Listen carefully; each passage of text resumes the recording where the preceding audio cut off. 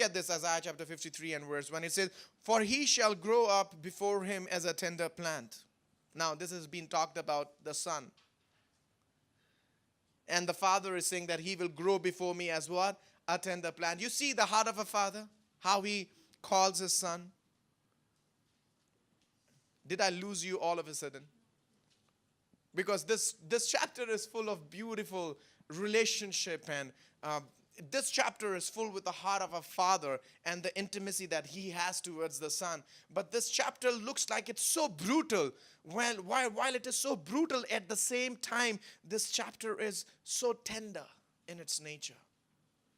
While it looks like all brutality throughout the chapter, you would find that there is lots of gentleness. And from the very beginning, you see when this chapter starts, we often quote this chapter, but when you see this chapter from the perspective of a fatherhood, you will realize that what is the heart of a father. Look at what God is saying about his son. For he shall grow up before him what? As a tender plant. And as a root out of a dry ground. He hath no form nor comeliness, and when he shall see him, there is no beauty that we should desire him. It's about Messiah coming in. It's about his son coming in.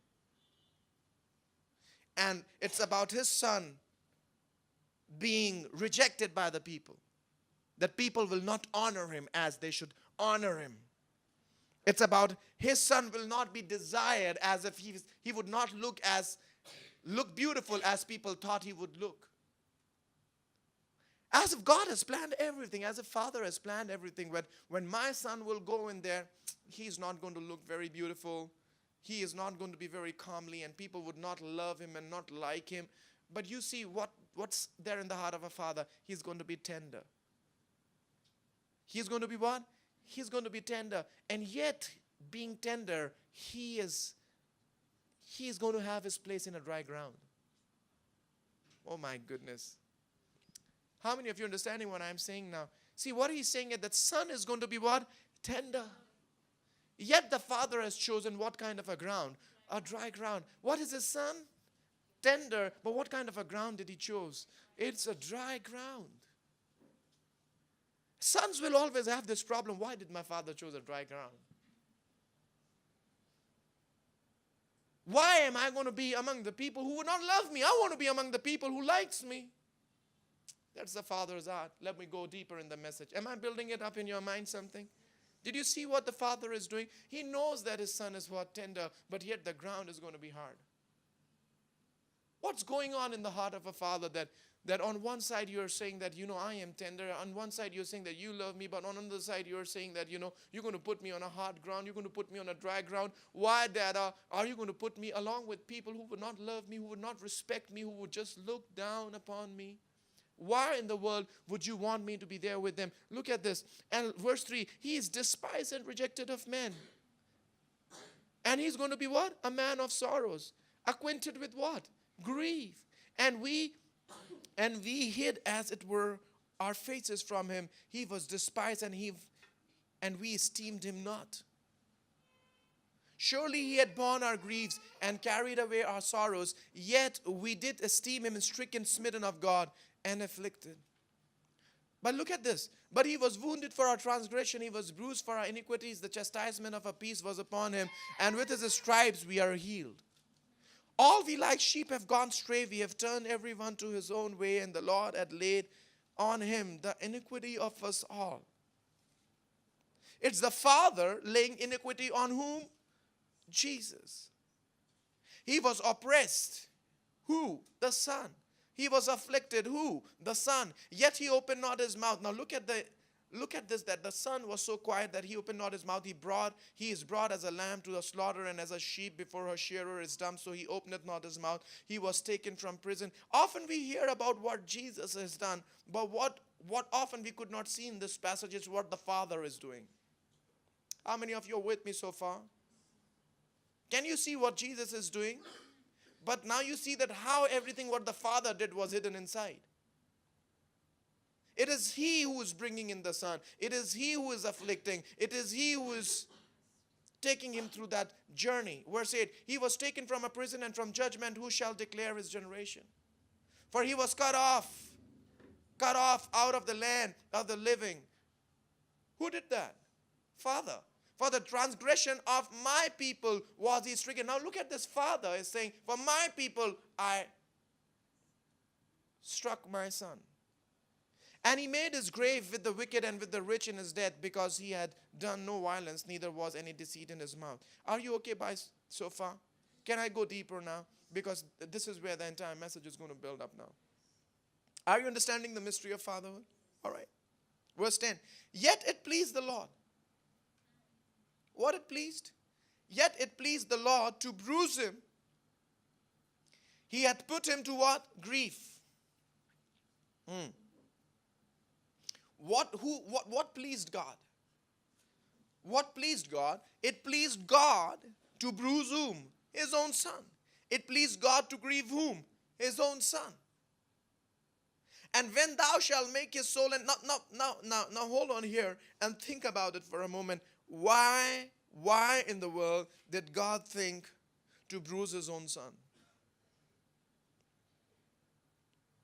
Why in the world that God thought of grieving his own son? We think that being left alone is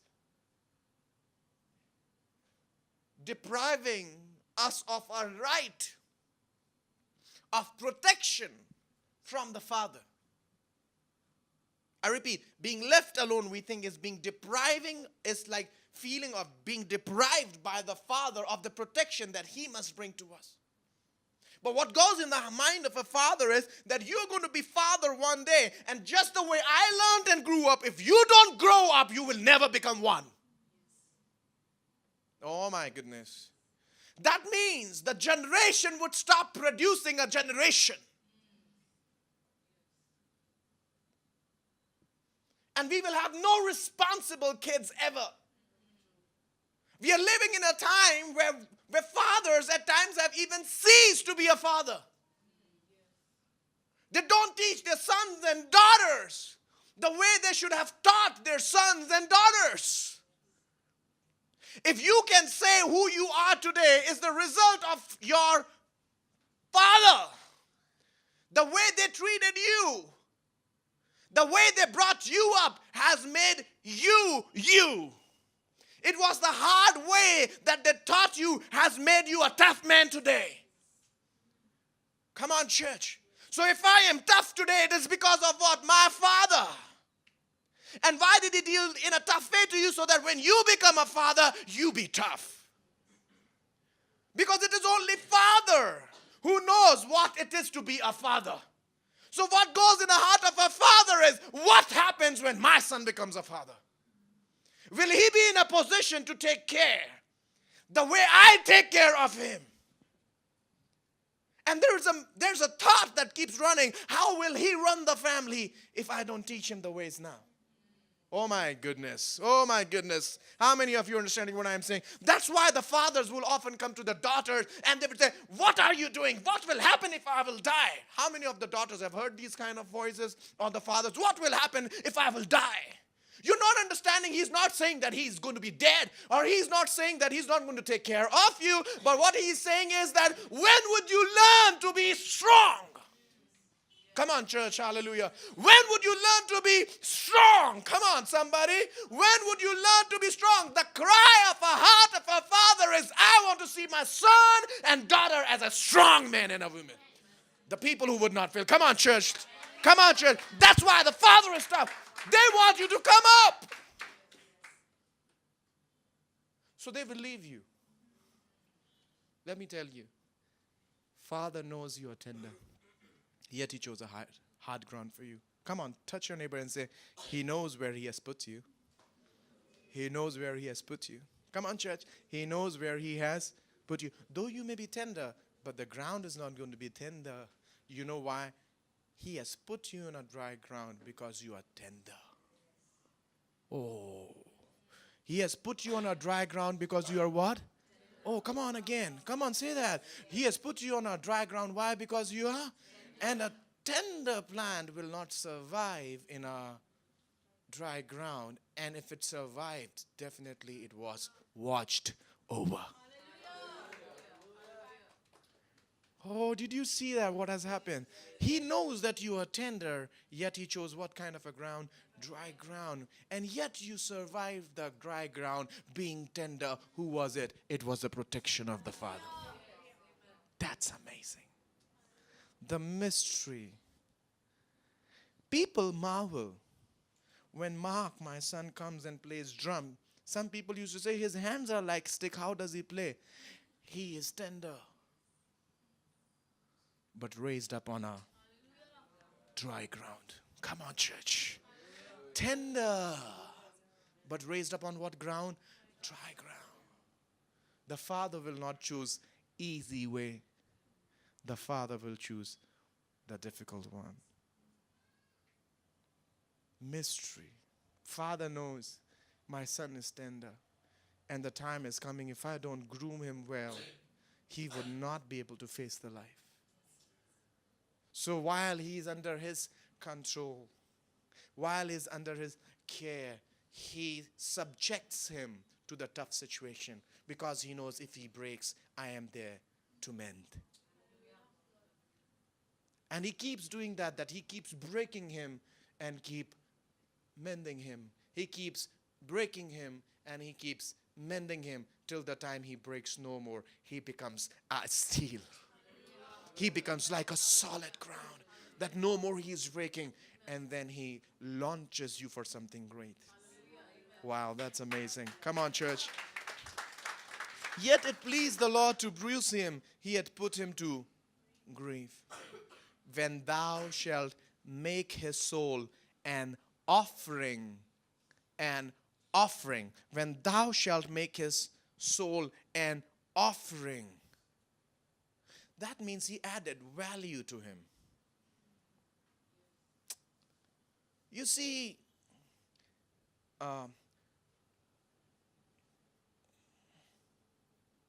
when I make Jesus' soul and what? Offering. Look at the text. When I make his soul an offering for what? My sin, then Jesus shall see his seed. It's a mystery. There are two things together. I've got to explain it and I'm going to break that down. When thou shalt make his soul an offering.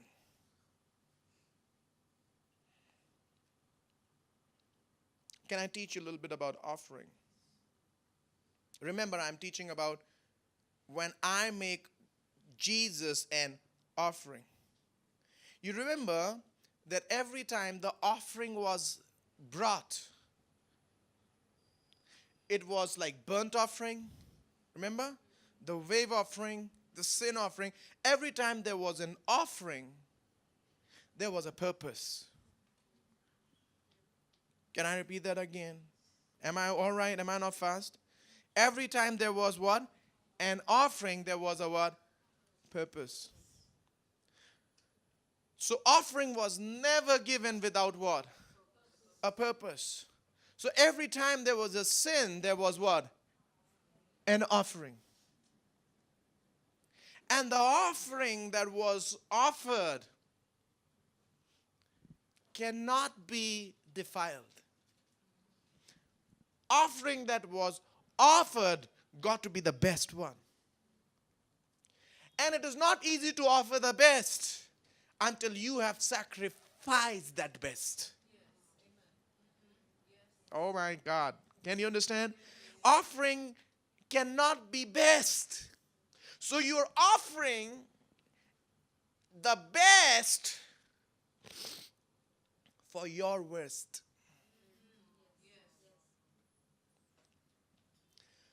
Because you cannot get yourself out from your worst without your best. Come on, church. You cannot take yourself out from your worst without you offer your what? Best. So God said that I'm going to give you my best to take you out from your worst. So Jesus was made what? An offering. But this offering was somebody's. It was Father's best. Come on, it was Father's best. It was Father's best. If Father's best was not sacrificed as an offering, you see what Father has done? You see what Father has done? He has given His best. But we diminish it by saying given His best. It is His best sacrifice. While you thought that He sacrificed His Son, you don't even know what He has sacrificed. How many of you are understanding what I'm saying? So when you make His soul what? An offering. Whose soul? Jesus' soul. An offering. Offered by God the Father Himself. Bible saying you will not see His seed. That means Jesus will never see what? Us. His seed. If we, His seed, doesn't make Jesus our offering. Oh my goodness. Did I lost you here? Okay, listen. Look at the text. Thou shalt make His soul. Whose soul? That means me and you will make what? Jesus' soul as what? An offering. For whose sin? Our sins. And He shall see His seed. He shall prolong His days. And the pleasure of the Lord shall prosper in His hand. He shall see His seed. He shall see His seed. He, the Father, shall see Son's seed. Oh my goodness. The Father shall see Son's seed. But the Son can never see His seed. If the seed cannot have an offering given by Father. So if the Son wants to see His seed, the Father will have to sacrifice His Son now, so that this Son who is sacrificed can come up as an offering for their son tomorrow. That means if he doesn't learn to go through what it takes to be a father, he will never see his seed. Come on, church. This is powerful. That means God is in order to help His Son receive His own sons, is now sacrificing His Son so that when He is sacrificed, He would know what it becomes to be a father, because you cannot be a father if you cannot go through a sacrifice. Oh my goodness. So He's saying, son, if you want to be a father, you need to be offered. So if I don't offer my son, so I don't offer you up. If I don't offer you up, which means if I don't sacrifice you, you would not stand that test. That means if I don't offer you, if I don't put you through test, if I don't put you through trouble, when your time would come to be a father, you will have no worth. You will be not in a position. So it's a mystery of a fatherhood. So how a father makes his son what? An offering. For whom? For his seed. So when his seed will become, he will encash his father. My dad did that. My dad did. I can enter heaven. Why? My father. My father. Who is your father? The one who offered himself. My worth is because of my father. So how are you? How are you his son? He paid my price. He did the thing for me. He built the house for me. So the sons live in the houses that the father builds. Oh my goodness. When thou shalt make his soul an offering for sin, he shall see his seed. Now look at this. He shall prolong his days. Who? God will prolong whose days? So the reason of bruising him and grieving him was on a purpose. The purpose was to build him up an offering. The purpose was to build him up as a seed. The purpose was to prolong his days. And the pleasure of the Lord shall prosper in his hand. In whose hand? Jesus' hand. What will prosper? The pleasure. That means when you would have your sons, when you would have your daughters, as a father, that will be my pleasure to see you flourish. So I am raising you up and taking you through this time so that when you come in your time, when you come in your season, and I see you acting like me as a father, that would be my pleasure fulfilled in you. Because if I'm going to be too good today with you, I would lose my grandsons and children tomorrow. So that's why God made Jesus an example for us, so that we may follow the Father. Oh my goodness. So Jesus became our spiritual dad. That's why we need to be following the footsteps of our Father. See, it's a process. Our Father will produce other Father. And look at this. He shall see of the travail of his soul and shall be satisfied. Who? Jesus. What will Jesus see? Jesus will see the travail of his soul. And he will be, how can you see the travail of his soul, your own soul, and you be satisfied? What is the moment? Was Jesus satisfied when he was going on the cross? No, he wasn't. It was painful. But you see, once the cross is passed, he looks back and he will say, it was all worth. Can you see this? He shall see the travail of his soul and be satisfied. By his knowledge. Whose knowledge? Jesus is talking about, God is talking about the Son's knowledge. His knowledge shall my righteous servant justify many, for he shall bear their iniquities. That means he's trained him so well. Father has trained what? Jesus so well, that he will see his travail, what Jesus has gone through, and Jesus will be satisfied. And Bible is saying that his knowledge shall, by his knowledge, that means by the knowledge of Son, every righteous servant will be justified. If I am justified before God, if you were justified before God, you and I are justified because of the knowledge of his Son. Oh, it looks like I've lost you here.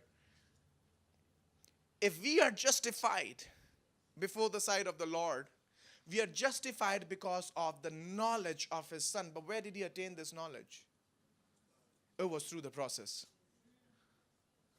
No, you don't do it this way, you do it this way. No, you don't do it this way, you do it this way. No. Peter wants to save you, but you got to say that, I got to go on the cross. So when Peter comes and he becomes a father, there will be opportunities for Peter to skip away the cross. But Peter would say, I want the cross. But listen, my father died upside down, straight up. I'm going to die upside down. I repeat that?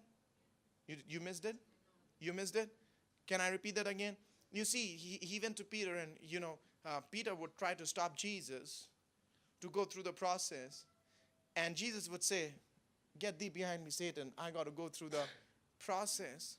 But he would take away the Son and he would just go through the process. Why? Because tomorrow he has to become an example with his things that he will go through for Peter. So when he would attain it was not just the death, it was also the resurrection. So when Jesus would be resurrected, he would go back to Peter. Now what Peter don't have is the knowledge of what happens after death. So when he goes back through his knowledge, he will justify Peter. Say, if this is what has been done to me, will be done to you. So it is through the knowledge of how he has gone through. So when you go through a process, what you attain is the knowledge. And that knowledge enables others to be justified. Now you see, before I could come to your houses, and I could plan your house, or I could plan things for you, I could plan things for you, I could plan things for you. I myself had gone through many states where I had to plan many things for myself. How many of you are understanding what I'm saying? Before I can take your sons and daughters and admit them to a school, I had to take my own son and put him through the school. That means I had to go through the process.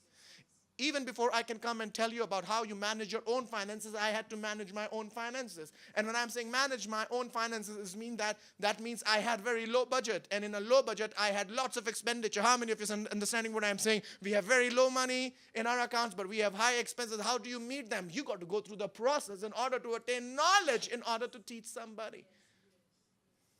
And the Father has put the Son into a situation that he would go through stuff that will bring him knowledge. Because you see, when you have little in your hand and much to be done, all what can take you out is the wisdom and knowledge. So he puts you in the tough situation. How many of you are understanding why did not God give me so much of money? Why did not God give me so much of money? Well, he sustained you without money. What he gave to you is the knowledge and the wisdom, how you have very less and you could still do much. That's not through the money. That means you can be without money, and yet money will never be your master. You are the master over money always. You see that? He shall see the travail of his soul. He shall satisfy his knowledge. By his knowledge shall my righteous servant justify many, for he shall bear their iniquity. Look at this. Therefore will I divide a portion with a great, and shall divide the spoil with the strong, because he had poured out his soul unto death, and he was numbered with the transgression, and he bare the sins of many, and made intercessions for the transgressors. What is this? I will divide him a portion with the great, and he shall divide the spoil with the strong. So I took him through a state of being tender. So where did the chapter start? Tender. Where is the chapter ending? No, you missed it. The chapter started first verse with being tender, and it's ending in being strong. Oh, wow, that's so powerful. Did you see this? The chapter started with a tender plant and ends up with a strong man. Wow, come on, church. Let's give glory to God. You may start, if you have a father, I tell you, if you have a father, you may start as a tender plant, end up as a strong man. It's the Father. It's the Father. And in the meanwhile, Father had to go through everything. He had to be quiet when the Son said, "Why have you forsaken me? Why have you forsaken me?"